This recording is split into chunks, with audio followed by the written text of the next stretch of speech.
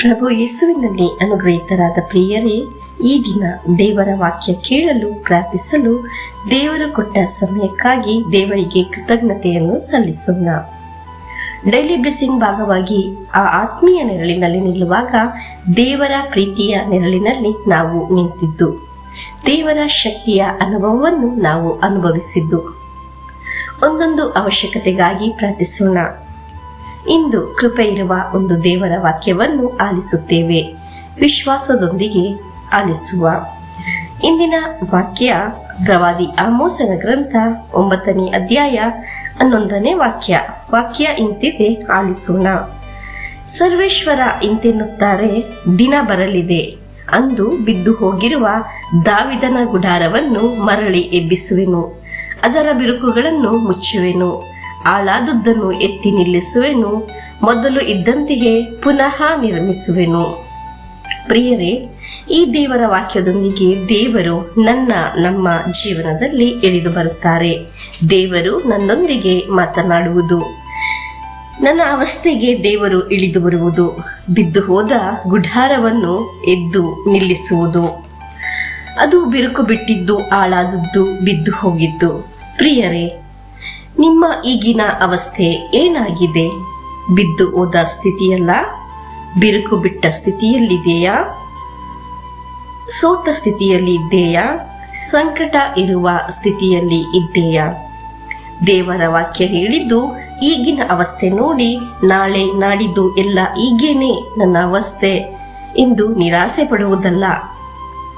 ಆ ಬಿದ್ದು ಹೋದ ಅವಸ್ಥೆಯಿಂದ ದೇವರು ನಿನ್ನನ್ನು ಎಬ್ಬಿಸುತ್ತಾರೆ ಎಂದು ದೇವರು ಹೇಳಿದ್ದು.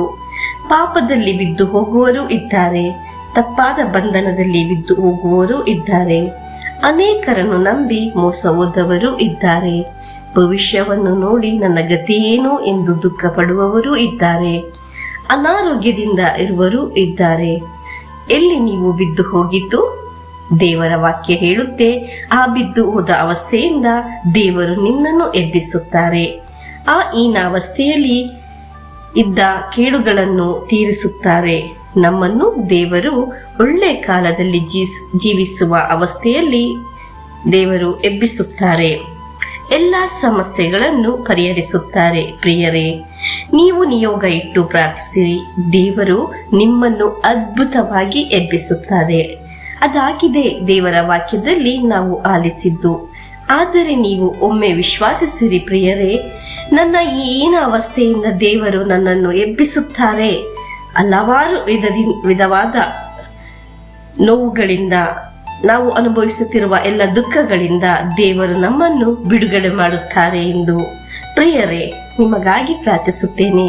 ನೀವು ಇಂದು ಆಲಿಸಿದ ದೇವರ ವಾಕ್ಯದೊಂದಿಗೆ ದಾವಿದನು ಬಿದ್ದು ಹೋದ ಗುಡಾರದ ತರ ಬಿದ್ದು ಹೋದ ನಮ್ಮ ಜೀವನವನ್ನು ಸಮರ್ಪಿಸಿ ವಿಶ್ವಾಸದೊಂದಿಗೆ ಪ್ರಾರ್ಥಿಸೋಣ. ಈಗ ದೇವರ ಆಶೀರ್ವಾದವನ್ನು ಸ್ವೀಕರಿಸೋಣ.